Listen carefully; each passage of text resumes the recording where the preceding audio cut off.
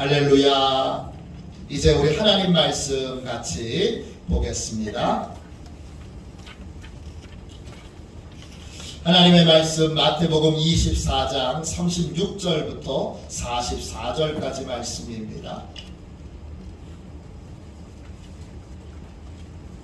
마태복음 24장 36절부터 44절까지 말씀입니다. 신약성경책 43쪽입니다.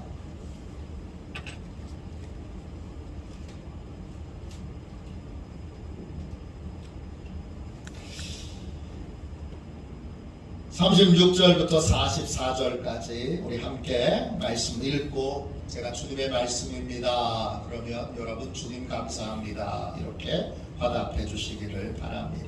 같이 함께 읽겠습니다. 그러나 그날과 그때는 아무도 모르나니 하늘의 천사들도 아들도 모르고 오직 아버지만 아시느니라. 노아의 때와 같이 인자의 임함도 그러하리라. 홍수 전에 노아가 방주에 들어가던 날까지 사람들이 먹고 마시고 장가들고 시집가고 있으면서 홍수가 나서 그들을 다 멸하기까지 깨닫지 못하였으니 인자의 임함도 이와 같으리라. 그때에 두 사람이 밭에 있음에 한 사람은 데려가고 한 사람은 버려둠을 당할 것이요 두 여자가 맷돌질을 하고 있음에 한 사람은 데려가고 한 사람은 버려둠을 당할 것이니라. 그러므로 깨어 있으라. 어느 날에 너희 주가 임할는지 너희가 알지 못함이니라.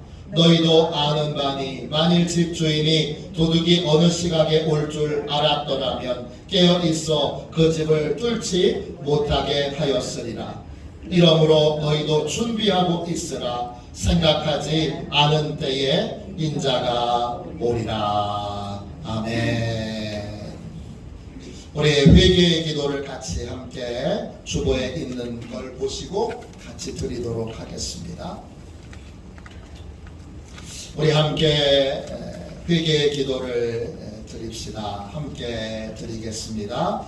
자비로우신 주님, 계절의 밤은 길어지고 어둠은 더욱 깊어져 갑니다. 이 시대의 탄식과 두려움과 미움도 깊어져 갑니다. 바벨탑의 시대처럼 인간의 죄악은 더욱 견고해지고 탐욕은 끝이 없습니다. 힘없는 자들은 절망하고 가난한 자들은 더 헐벗어 가지만 긍휼히 여기는 마음이 사라졌습니다. 구원을 노래하는 자들은 많지만 거룩한 길을 걷는 자들이 적습니다. 주님이 약속을 바라는 자들은 많으나 기도하며 깨어 주님을 기다리는 자들이 적습니다. 우리의 악함을 뉘우치며 회개합니다. 우리의 죄를 용서해 주시고 우리와 이 땅을 구원하여 주소서. 예수님의 이름으로 기도합니다. 진심으로 자기의 죄를 회개하고 하나님께로 돌아오는 이들에게 주시는 하나님의 말씀을 들으십시오. 너희가 이 시기를 알거니와 자다가 깰 때가 벌써 되었으니 이는 이제 우리의 구원이 처음 믿을 때보다 가까웠습니다. 밤이 깊고 낮이 가까웠으니 이러므로 우리가 어둠의 일을 벗고 빛의 갑옷을 입자. 기도하겠습니다. 한 번 더 기도합니다. 구원자이신 그리스도의 오심을 기다리는 시간입니다. 다시 오신다는 주님의 약속을 흔들림 없이 붙들게 하시고 주님께만 소망을 두는 삶을 살게 하옵소서. 오늘 예배를 통해 주님의 임재만을 사모하는 가난한 마음과 겸손을 우리 마음에 부어 주옵소서. 많은 이들이 주님의 다시 오심을 불신하며 영적으로 잠들어 있지만 우리는 주님의 약속을 신뢰하며 깨어 주님의 재림을 기다리며 살아가도록 우리의 영혼에 새 힘을 부어 주옵소서. 예수 그리스도의 이름으로 기도합니다. 아멘. 할렐루야. 이제 다 절 보세요. 재림의 약속. 재림의 약속, 이런 제목으로 같이 은혜를 나누겠습니다. 교회에는 교회력이라는 것이 있습니다. 쉽게 말하면 교회에서 따르는 달력입니다. 교회력은 두 개의 절기를 기준으로 만들어졌습니다. 부활절과 성탄절입니다. 교회력은 성탄절이 있기 4주 전에 한 해를 시작합니다. 그래서 교회력은 1월 1일이 한 해의 시작이 아닙니다. 교회력은 성탄 4주기 전, 그때부터 한 해를 시작하기에 교회력에서 보면 오늘이 한 해를 시작하는 날입니다. 오늘은 대림절 첫 번째 주일입니다. 대림절은 예수 그리스도의 오심을 기다리는 절기입니다. 대림절이라고도 부르고 또는 강림절이라고도 부릅니다. 대림절은 도대체 뭘 기다리는 날입니까? 저는 신학대학 다닐 때 대림절, 강림절을 배웠는데 잘 이해가 안 되더라고요. 그래서 뭘 기다리는 겁니까? 저는 도통 이해가 되지 않았습니다. 여러분은 잘 이해가 되십니까? 어떤 분은 이렇게 말할지 모릅니다. 아유, 목사님, 성탄절 기다리는 날이잖아요. 성탄절을 왜 기다려야 합니까? 예수님은 2000년 전에 이미 오셨고, 우리는 이미 예수님을 알고 예수님을 나의 주님으로 영접했습니다. 그렇다면 도대체 뭘 기다리는 겁니까? 오늘 읽은 말씀에 보면 대림절이 무엇을 기다리는 날인지를 우리에게 잘 알려주고 있습니다. 36절, 37절 보세요. 마태복음 24장 36절, 37절입니다. 그러나 그날과 그때는 아무도 모르나니 하늘의 천사들도 아들도 모르고 오직 아버지만 아시느니라. 노아의 때와 같이 인자의 임함도 그러하리라. 대림절은 예수님이 나에게 오시는 것을 기다리는 절기입니다. 인자의 임함, 이 임함이라고 하는 말은 헬라어로 파루시아입니다. 뜻은 두 가지의 뜻이 있어요. 오신다, coming이라는 뜻이 있고, 그 다음에 임재라고 하는 presence라고 하는 뜻이 있어요. 대림절은 예수님이 우리에게 오시는 걸 기다리는 절기입니다. 2000년 전에 예수님은 이미 오셨는데 그럼 뭘 기다리는 겁니까? 예수님의 초림이 아닌 재림을 기다리는 것입니다. 한 가지 더 기다립니다. presence, 예수님의 임재를 기다립니다. 임재란 예수님이 나를 찾아와 주셔서 나를 만나 주시는 것입니다. 예수님을 영접하는 것과는 다른 겁니다. 예수님이 직접 찾아와서 나를 만나 주시는 것이 여러분 주님의 임재, presence. 바울이 다메섹에서 예수님을 만났습니다. 정확하게 말하면 예수님이 바울을 찾아오신 겁니다. 바울은 예수 믿는 자를 핍박하기 위해 다메섹으로 향하고 있었고, 갑자기 하늘에서 큰 빛이, 환한 빛이 바울을 향하여 비쳤습니다. 바울은 놀라서 땅에 엎드렸고, 그러자 하늘에서 소리가 들렸습니다. 네가 어찌하여 나를 박해하느냐? 이 말을 들은 바울이 묻습니다. 누구십니까? 그때 하늘에서 이런 음성이 들립니다. 나는 네가 박해하는 예수다. 바울이 예수님을 찾은 것이 아니라 예수님이 바울을 찾아와 주신 것입니다. 예수님이 바울을 찾아와 만나 주신 것입니다. 이것이 임재입니다. 바울은 주님의 임재를 체험하고 완전히 새로운 사람이 됐습니다. 대림절은 주님께서 바울을 찾아와 주신 것처럼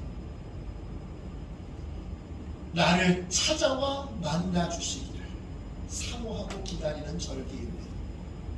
우리는 두 가지를 기다립니다. 주님의 재림을 기다리고 또 주님의 임재를 기다립니다.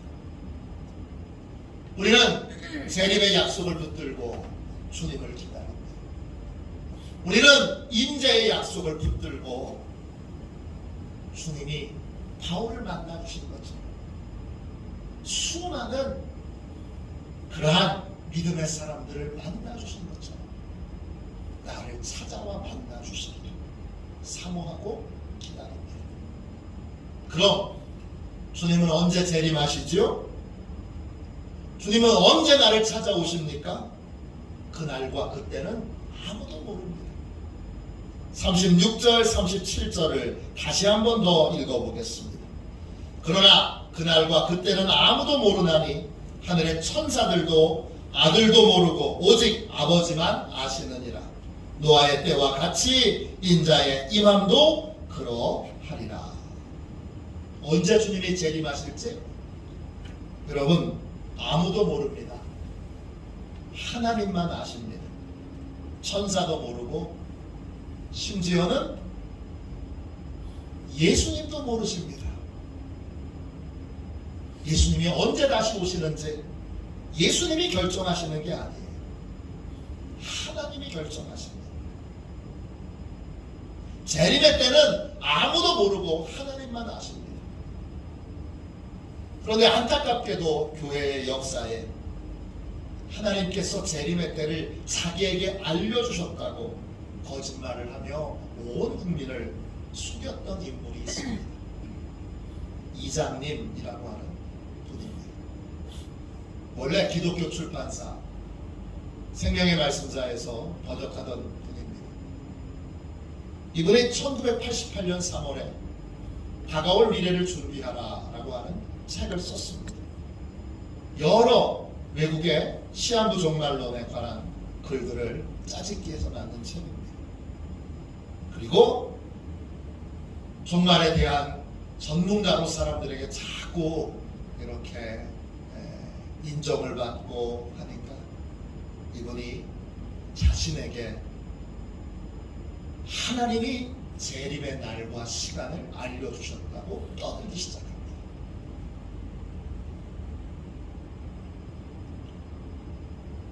그날은 1992년 10월 28일 그리고 자정입니다. 날짜를 계시해 주셨다고 떠들고 다니면서 그는 자기가 쓴 책의 제목을 줄여서 담이 선교회라고 하는 걸 만듭니다. 그런데 정작 이장님, 이 인간은 하나님도 성경도 종말도 전혀 믿지 않습니다. 시한부 종말론을 이용해서 돈이나 챙기려고 했던 사기꾼입니다.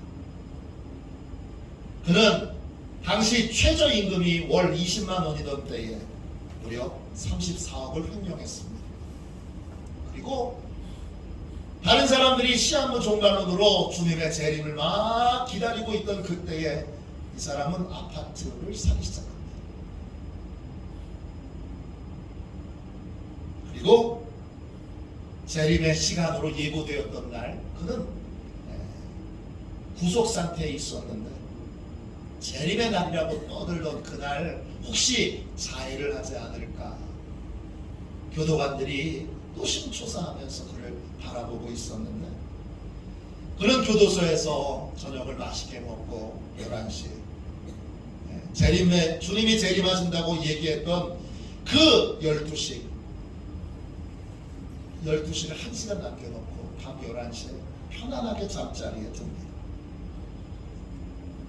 재판을 여러 번 걸쳐서 징역 1년을 선고받았고 출소한 다음에 그 다음에 사람답게 살자, 사람답지 못했던 걸 본인도 아는지 사람답게 살자라는 의미로 이름을 바꿉니다. 지금은 이장님이 아니라 이답계입니다. 이답계. 그리고 이답계로 지금도 사기를 치고 다니고 있습니다. 이 끔찍한 사기 사건의 여러분 본질이 뭔지를 아셔야 됩니다. 이 본질은 주의 본성의 뿌리를 두고 있습니다. 성경은 분명히 하나님 외에는 아무도 재림의 때와 시기를 모른다고 분명히 선언했는데 사람들은 자기가 믿고 싶은 대로 믿으려고 합니다. 수많은 사람들이 성경에 재림의 날을, 재림의 시기는 아무도 모른다, 주님만 아신다, 하나님만 아신다, 그렇게 권면하고 얘기했지만 사람들은 자기가 믿고 싶은 대로, 자기가 하고 싶은 대로 그렇게 했습니다. 하나님이 알려주시는 대로 따르지 않고, 하나님이 말씀하신 대로 믿으려 하지 않고, 자기가 믿고 싶은 대로 믿었습니다. 이것이 이 사건의 본질입니다. 왜 많은 사람들이 거기에 빠졌는가? 거기에 속아 넘어갔는가? 자기가 믿고 싶은 대로, 자기가 하고 싶은 대로. 그래서 성경을, 하나님의 말씀을 있는 그대로 받아들이는 것이 아니라 자기의 생각대로, 자기 판단대로 걸러서 믿고 싶은 것만 믿었기 때문입니다. 성경은 분명히 때와 기한은 하나님의 권한에 두셨다 했습니다. 사도행전 1장 7절에 때와 시기는 아버지께서 자기의 권한에 두셨으니 너희가 알 바 아니요 했습니다. 언제 주님이 재림하실지 하나님 외에 아무도 모릅니다. 또 주님이 언제 임재하셔서 나를 만나주실지 하나님 외에 아무도 모릅니다. 우리의 감각과 우리의 느낌으로 그 때를 분별할 수 없습니다. 그럴 것 같아, 이럴 것 같아, 내 느낌과 내 생각을 의지하지 말아야 합니다. 내 느낌대로 되지 않습니다. 내 생각대로 되지 않습니다. 재림의 때도 임재의 때도 하나님만이 아십니다. 노아의 홍수 때와 비슷합니다. 재림도, 주님의 재림도, 주님의 임재도 노아 홍수의 때처럼 인간은 절대 알 수 없습니다. 마태복음 24장 38절 39절 보세요. 홍수 전에 노아가 방주에 들어가던 날까지 사람들이 먹고 마시고 장가들고 시집가고 있으면서 홍수가 나서 그들을 다 멸하기까지 깨닫지 못하였으니 인자의 임함도 이와 같으리라 그랬습니다. 노아의 때 사람들은 아무도 홍수가 올 것을 깨닫지 못했습니다. 노아가 오랜 세월 동안 방주를 지었음에도, 또 방주가 완성되어 노아의 가족들이 방주 안에 들어갔음에도 사람들은 아무도 깨닫지 못했습니다. 깨닫는다, 헬라말로 기노스코입니다. 뜻은 개인적인 체험을 통해서, 개인적인 경험을 통해서 깨닫고 알게 된다는 뜻입니다. 재림의 때, 임재의 때는 인간의 감각을 통해서 알 수 없습니다. 이 사실을 인정해야 합니다. 그래서 감각에 따라서 살지 말아야 합니다. 오늘 예배 드리기 너무 싫어. 그래서 감각에 따라 굴복해서 예배의 자리에 안 나오고, 오늘 순종하기 정말 싫어. 그래서 감각과 느낌에 따라 순종하지 않는 이 습성을 고쳐야 됩니다.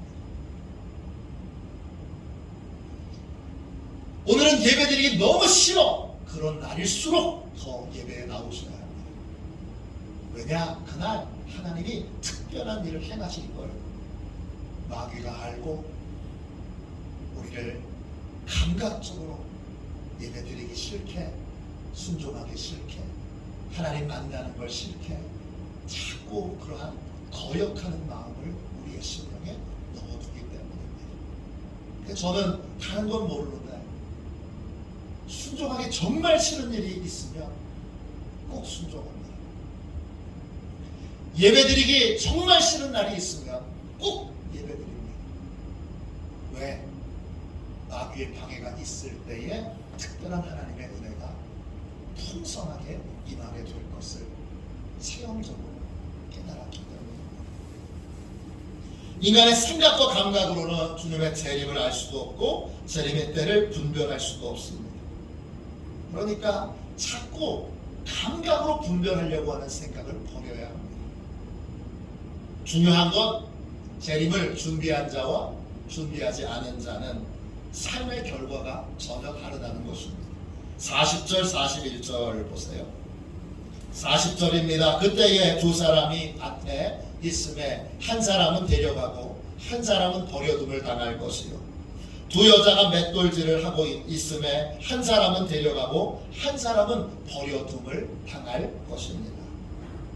재림을 준비한 사람과 준비하지 않은 사람은 결과가 전혀 다릅니다.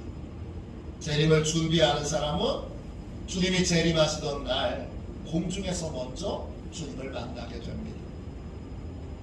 주님이 공중에 내려오시면서 천사들을 사방에 보내서 믿음의 사람들을 데리고 와서 공중에서 주님을 영접하여 같이 내려오도록 하실 것이기 때문입니다. 그걸 우리가 휴거라고 부릅니다. 마태복음 24장 31절입니다. 휴거가 뭐 대단한 거나 특별한 게 아닙니다. 주님 편에 있기에 주님이 먼저 부르시고 공중에서 같이 내려오게 하시는 것이 바로 휴거입니다. 마태복음 24장 31절입니다. 그가 큰 나팔 소리와 함께 천사들을 보내리니 그들이 그의 택하신 자들을 하늘 이 끝에서 저 끝까지 사방에서 모으리라. 먼저 주님을 사모하던 자들을 주님이 불러서 눈물을 닦아주시고 믿음을 지키느라고 참 수고 많았다 위로해 주시고 축복해 주시고 이제 부활의 때가 됐으니까 나하고 함께 왕 노릇하자. 그래서 주님과 함께 이 땅에 임하도록 그렇게 내려오시는 그 특권을, 주님의 재림의 특권을 함께 누리게 하시는 것, 그게 바로 휴거입니다. 예수 믿는 모든 사람들은 주님의 재림을 기다리는 사람들입니다. 시한부 종말론이 많은 문제를 일으켰죠. 그래서 어떤 분은 이렇게 말합니다. 나는 건전한 신앙을 위해서 세상의 종말도 주님의 재림도 천국과 지옥이 있다는 것도 믿지 않고 그냥 이 땅에서 열심히 살 거야. 이런 분들의 말은 언뜻 들어보면 꽤 일리가 있는 말처럼 들리지만 이런 분들이 추구하는 건전한 신앙이란 결국 아무것도 믿지 않겠다는 뜻입니다. 우리는 예수님을 믿습니다. 예수님을 믿는다는 것, 나를 향한 예수님의 진실하심과 나를 향한 사랑을 믿는 것입니다. 우리 십자가에서 이미 예수님의 진실하심과 사랑을 확인했습니다. 이제 예수님께서 우리에게 알려주신 말씀 하나하나를 이게 진짜인지 가짜인지 다 확인해보지 않아도 우리는 예수님이 말씀하셨으면 그 말씀이 진리임을 믿습니다. 전도하다 보면 꼭 이런 분 만납니다. 목사님, 죽어봤어요? 죽어보지도 않았는데 천국과 지옥이 있다는 걸 어떻게 아세요? 저는 명백하게 죽어보지 않았습니다. 어떤 분은 죽음에 대해서 이렇게 말하기도 합니다. 천국과 지옥에 있기는 뭐가 있어? 죽으면 끝이지. 이렇게 말하는 분도 죽어보지 않았습니다. 저도 죽어보지 않았습니다. 죽어보지 않았는데 어떻게 천국과 지옥이 있는 것을 알고 믿습니까? 예수님을 믿기 때문입니다. 예수님이 해주신 말씀 하나하나를 다 확인해 보지 않았지만 예수님은 진실한 분이시고 거짓말을 하실 분이 아님을 분명히 알고 믿기에 예수님이 알려주신 모든 것을 믿는 것입니다. 모든 걸 체험해보고 경험해보고 나서 믿고 아는 것이 아닙니다. 천국 안 가봤습니다. 지옥 안 가봤습니다. 천국과 지옥 가봤다고 간증하는 분들 정말 가본 건지 확인할 길이 없습니다.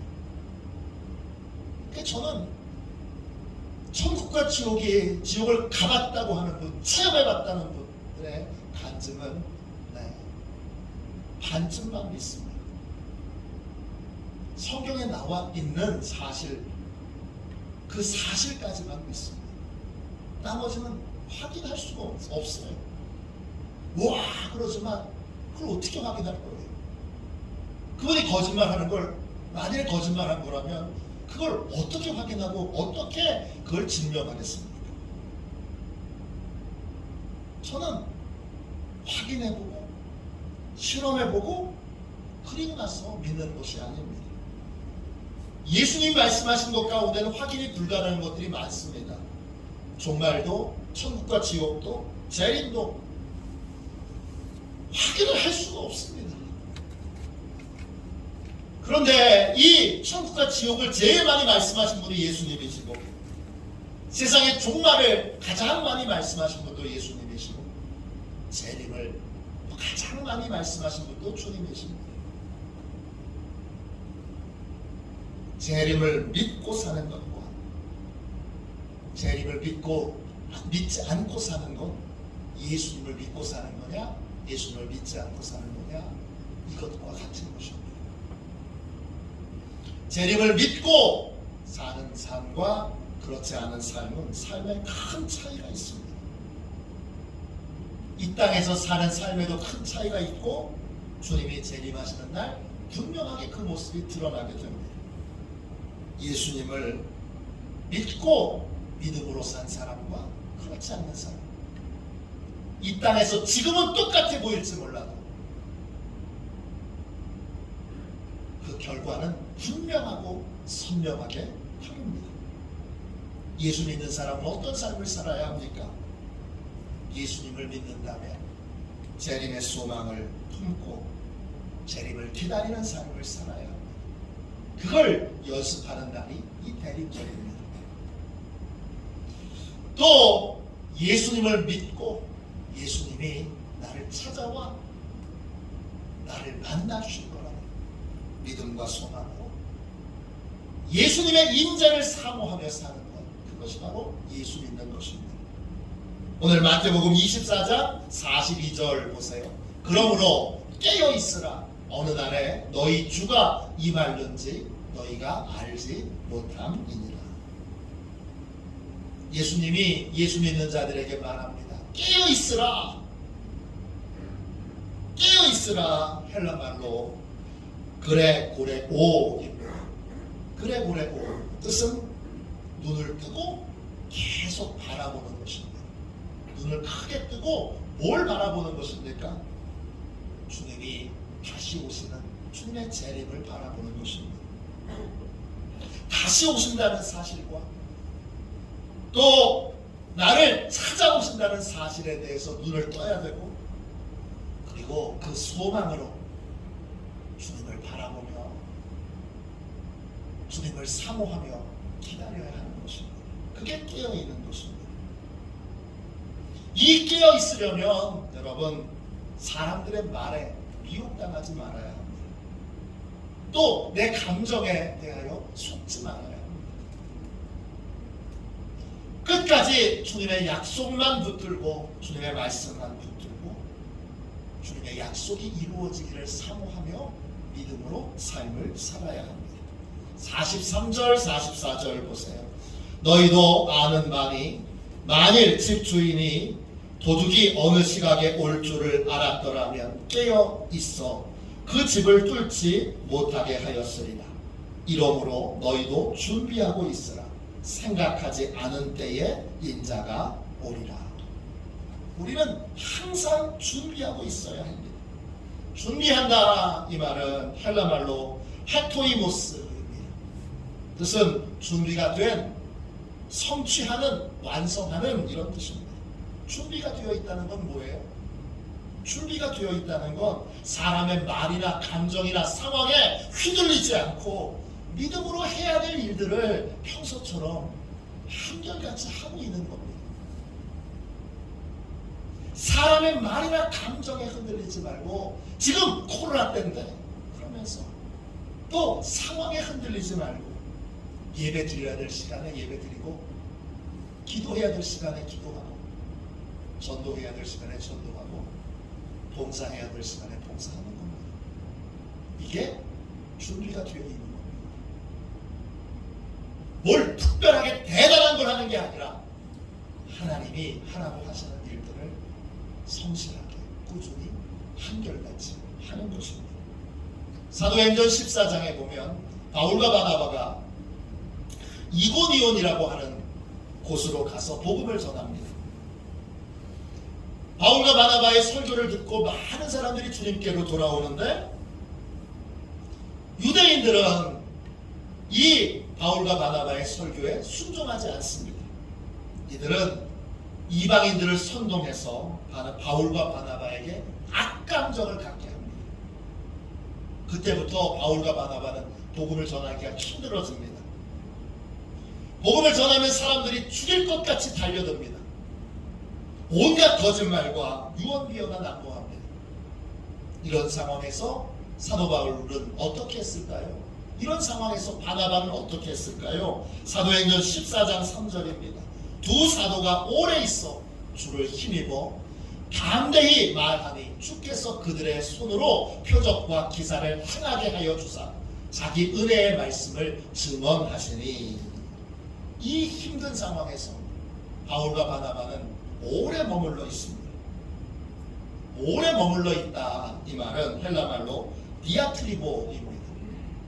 뜻은 열심히 닦다, 열심히 문지르다 이런 뜻입니다.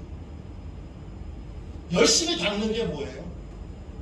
평소에 해왔던 대로 꾸준히 반복해서 해야 될 일들을 하고 있다는 거예요. 주님의 재림을 기다린다는 건 하루하루 정해진 시간에 기도하는 삶을 사는 거예요. 또 정해진 예배를 드리는 거예요. 정해진 기도를 하는 거고 정해진 봉사를 하는 거고 정해진 전도를 하는 것입니다. 위급한 상황에도 요동하지 않고